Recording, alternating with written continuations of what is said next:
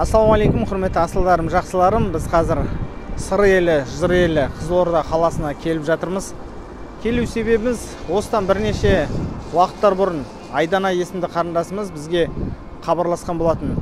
Мешітте қай жерде тұрды? Мешітте тұрған жер бар да? Әкесі, сіңлісі және әкесімен осы мешітті паналаған. Осы жерде жыландармен, тышқандармен бірге тұрғансыңдар, иә? Айдана? Әдейі шақыру бойынша, ол журналистердің айту бойынша қарындасымыздың және де оның сіңлісімен бірге осы Сыр елінде әкесі сол жерде қайтыс болған екен. Ал енді қарындасымыз, яғни өзінің сіңлісімен бірге сол әкесі қайтқаннан кейін үйсіз қалып дегенді естідік. Қазіргі уақытта қазақтың жігіттерінің ішінде расымен де қарындастарымызға қарай аламыз ба? Олар бізден не күтеді? Алдағы уақытта осындай қарындастарымызға біз көмектеспесек, кім көмектеседі деген ниетпенен осы қарындасымыздың жай күйін білуге келдік. Үй алуға көмектескен болатынбыз. Қазіргі таңда қалай өмір сүріп жатыр? Қандай өзгерістер бар? Не болып жатыр екен? Енді ағасы ретінде көргім келеді. Ал енді сіздерде қандай өзгерістер болғанын күтіп отқан шығарсыздар. Ондеше Айдана қарындасымызға қонаққа барып келейік.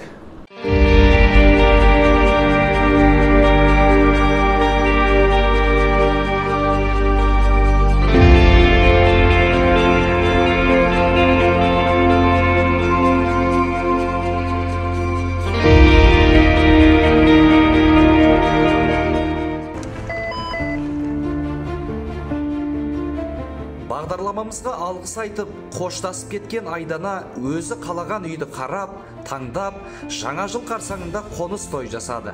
Мынау менің үйім, мына жақта қонақ бөлмесі, және осы үйді армандадық, осы үйге жеттік. Және бұл жерде мен үлкен алғысымды білдіргім келеді. Көңілбай ағаға, Кел татуласайық ұжымына үлкен алғыс білдіремін. Ассалаумалейкум. Саламатсыздар, қалдарыңыз қалай?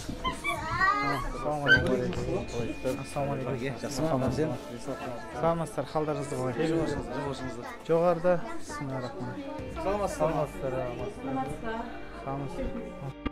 Құрметті біздің оқырмандар, көрермендер, жалпы достар, біз Айдана қарындасымыздың үйіне келдік. Жалпы Айдана қарындасымызды бізді Аида деген қыз таныстырды ғой. Мен бір сұхбатқа барған болатынмын, сонда осы Айдана қарындасымыздың өмірбаянын айтты, және де сол қыз өте бір әсерлі, шынайы сөздермен жеткізді.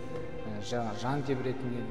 Енді осы қазақтың қыздары қашан осындай ағалары осындай қамқорға аласыздар деген сияқты біраз жанды тырмалап айтқан болатын. Сондықтан мына қазір ең бастысы Айдананың үйіне келіп отырмыз. Қазір көрейік, бөлмелеріңіз қандай екен. Жалпы негізі Қызылорданың дәл ортасында, Сырдың жағалауында жақсы жерде орналасқан екен, өздеріңіз көргендей. 2 бөлмелі үй ғой деймін. Қалдар.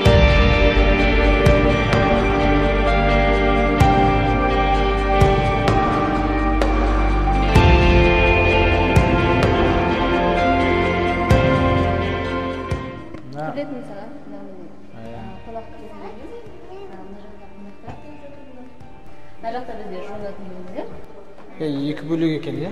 Дәретхана бөлек, жуатын бөлек. Негізі маған ұнайды екі бөлек болған. Жақта менің асханам, күнделікті тамақтаймын. Енді әйелдердің ең бір жақсы көретін бөлмесі бар, асхана деген. Жақта бізде сіңлімнің бөлмесі, екінші бөлме. Жақта барлық киімдер, өзіміздің заттарымызды. Неге Инстаграмға тікелей эфирге шығып тұрасыздар еді ме? Домбыра тұр ғой, домбыра тартасыздар ма? Ағанікі. Ең бастысы жылы бөлме, жылы үй, қаланың ортасында. Одан артық не керек, жақсы оқып. Қазір Венера сабақта дедіңіз ғой, Венера деген құрметті біздің оқырмандар, ең кіші сіңлісі, 2000 жылғы қыз бала. Қазір ол кісінің спортпен айналысатын және де өте жақсы қабілетті қыз екенін осы қазір келген мұғалімдерінен біліп отырмыз. Өзінің тренер келіп отыр, жеке өз бапкері. Сонымен қатар осы кісілердің жанашыр жалпы ағалары, туыс туғандардың бәрі бізге ас әзірлеп, қазақтың салтымен сыр елінде, жыр елінде жаңағы ет асып қойған екен. Онда дастархан келіңіздер, төрлетейік.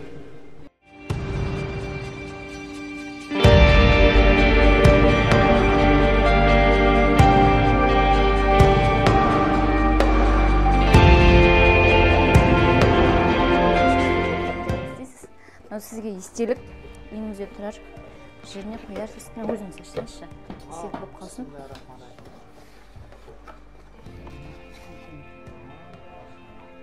Енді телефонынан қоясыз, осылай QR-мен соткаңыздан естейсіз да, и мына жақтан видео көремісіз.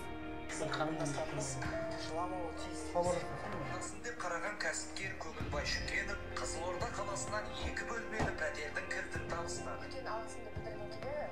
Көңілбай ағаға, Аманат Хомға және